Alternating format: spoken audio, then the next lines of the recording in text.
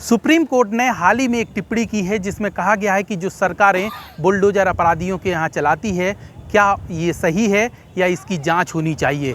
इन चीज़ों को लेकर मध्य प्रदेश, राजस्थान और उत्तर प्रदेश की सरकारों को इस तरीके की टिप्पणी की गई है और सवाल जवाब भी किया गया है। इन तमाम चीज़ों को लेकर छतरपुर के कुछ जागरूक लोग हैं, उनसे हम बात करने की कोशिश करते हैं और जानते हैं क्या ये सरकारों के फैसले कितने ठीक हैं। इसके अलावा जो कोर्ट ने टिप्पणी की है उसको लेकर क्या कहेंगे।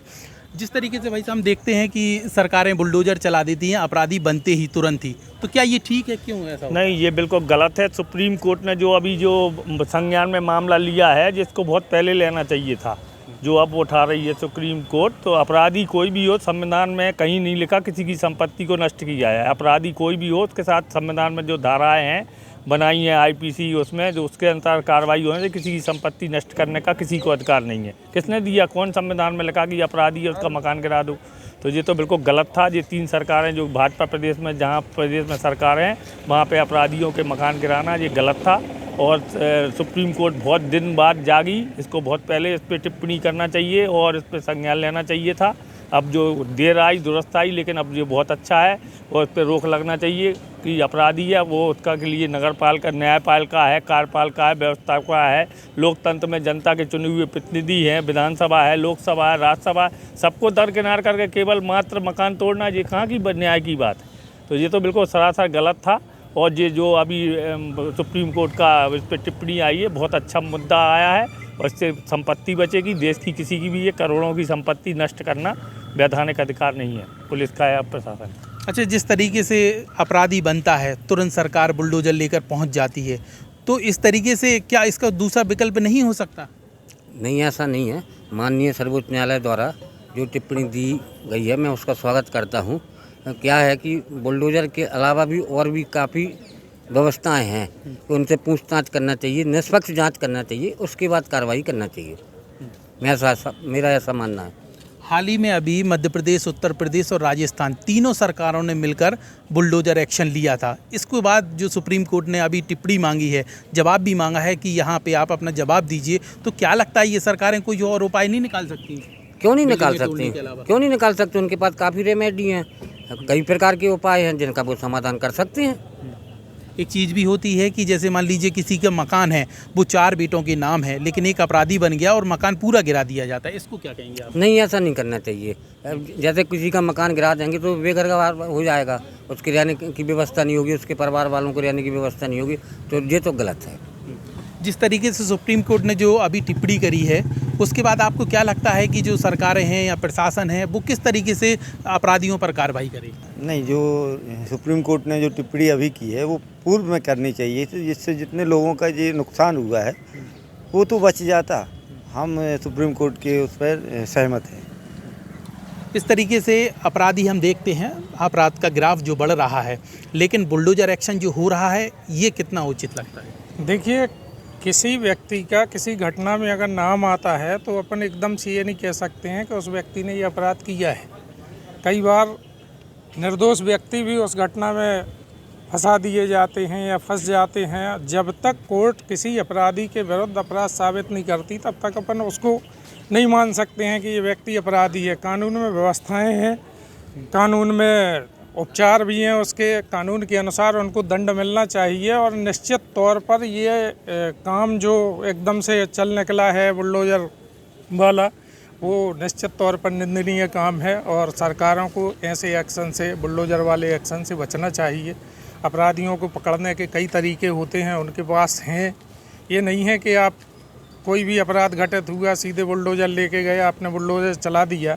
मान लीजिए कोर्ट द्वारा उस आरोपी को दोष मुक्त कर दिया गया, तो फिर उसकी भरपाई कौन करेगा? और उसके परिवार के जो अन्य सदस्य हैं, मान लीजिए मैं यहाँ आपके सामने खड़ा हूँ, मैंने कोई अपराध कर दिया, मेरे घर वालों का उस अपराध में कोई हाथ नहीं है, मेरे साथ मेरा परिवार रहता है, वो बेचारे बेघर हो जाएंगे। अपराध केवल एक व्यक्ति ने किया है, मुझे कानून के अनुसार दंड मिलेगा। अगर मेरा कृत्य फांसी वाला है तो मुझे फांसी मिले, लेकिन मेरे साथ मेरे परिवार, पूरे परिवार को उस चीज़ का दंड मिले, वो बेघर हो जाएं। निश्चित तौर पर जब इतनी बड़ी वारदातें आदमी के साथ होंगी तो फिर आदमी अपराधी बनेगा। उसका अगर बड़ा नुकसान होगा तो ना होने पर भी फिर वो अपराध करेगा। कहाँ जाएगा।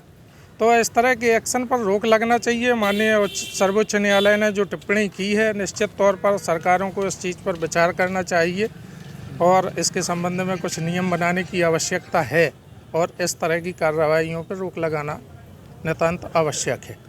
सुप्रीम कोर्ट ने टिप्पणी कर दी है, जवाब सलाब कर दिया है सरकारों से, लेकिन जिस तरीके से कोई अपराधी होता है तो क्या उसकी इमारत गिराना, बिल्डिंग गिराना यही एक मकसद होता है और यही एक्शन होता है कि कुछ और भी हो सकता है? नहीं, यदि कोई अपराधी कोई अपराध करता है तो इस संबंध में पुलिस को अपराधी को गिरफ्तार कर न्यायालय के समक्ष पेश करना चाहिए। न्यायालय उसको जो दंड देती है उसके अनुसार कार्रवाई करना चाहिए। ये बुलडोजर का एक्शन पूर्णतः गलत है। इस तरह से अपराध पर रोक नहीं लगाई जा सकती है। ऐसी स्थिति में जो सुप्रीम कोर्ट ने टिप्पणी की है और निश्चित ही सुप्रीम कोर्ट इसमें जो भी आगामी समय में निर्णय देंगे वो सभी के हित में होगा। तो इस तरीके से लोगों ने अपनी प्रतिक्रिया दी है। हमारे साथ पूर्व विधायक ID प्रजापति भी मौजूद हैं जो हर मुद्दों पर सक्रिय रहते हैं, इनसे भी बात कर लेते हैं। ID जी, जिस तरीके से अभी हमने देखा उत्तर प्रदेश में सरकार ने बुलडोजर एक्शन लिया, मध्य प्रदेश में लिया, राजस्थान में लिया, अब सुप्रीम कोर्ट ने एक टिप्पणी की है, सरकारों से सवाल जवाब किया है, तो क्या ये बुलडोजर चलाना अपराधियों के यहाँ ठीक है? देखिए, सुप्रीम कोर्ट हमारी सर्वोच्च अदालत है और सब सरकारों को उनका पालन करना चाहिए। अगर सर्वोच्च न्यायालय का पालन नहीं करेंगे तो उनके लिए भी वही सज़ा है जो एक अपराधी के लिए भी है। इसलिए मेरा निवेदन है यही है, सभी सरकारों से भी निवेदन करना चाहता हूँ कि अपने हाथ में कानून नहीं, किसी को नहीं लेना चाहिए। मैं ये नहीं कह रहा कि अगर मैं मुलजिम हूँ तो मैंने कानून हाथ में लिया है, तो आपको कानून हाथ में नहीं लेना चाहिए। आपको उसको पकड़िए और जितने दोषी हैं उनको सज़ा दिलवाइए, लेकिन सज़ा दिलाना और ना देना ये न्यायालय का काम है, आपका काम नहीं है। आपने सही कही, न्यायालय का काम है। आपने जैसे आरोपी बनाया, उस पर सिद्ध होना वो न्यायालय सिद्ध करेगा, उसके बाद ही आपको ये एक्शन लेंगे ना। बिल्कुल सही कह रहे हैं, लेकिन ये न्यायालय से बहुत बड़े ऊपर हो गए हैं। हाँ, न्यायालय इनके सामने कुछ नहीं है। तो क्या लगता है जिस तरीके से अपराधियों के यहाँ आजकल बुलडोजर चल रहे हैं, सरकारें बुलडोजर एक्शन दिखा रही हैं, एक हाईलाइट होने के, मैं तो एक निवेदन करूंगा न्यायालय को इसमें संगीन मतलब अपने उसमें लेना चाहिए इसको। इस जो भी मतलब यहाँ पर एक बात नहीं है, पूरे भारत में जो इस तरह से कृत्य किए जा रहे हैं अपने संज्ञान में लेकर के इस पर कोई ना कोई नियम बनाना चाहिए और कार्रवाई करना चाहिए।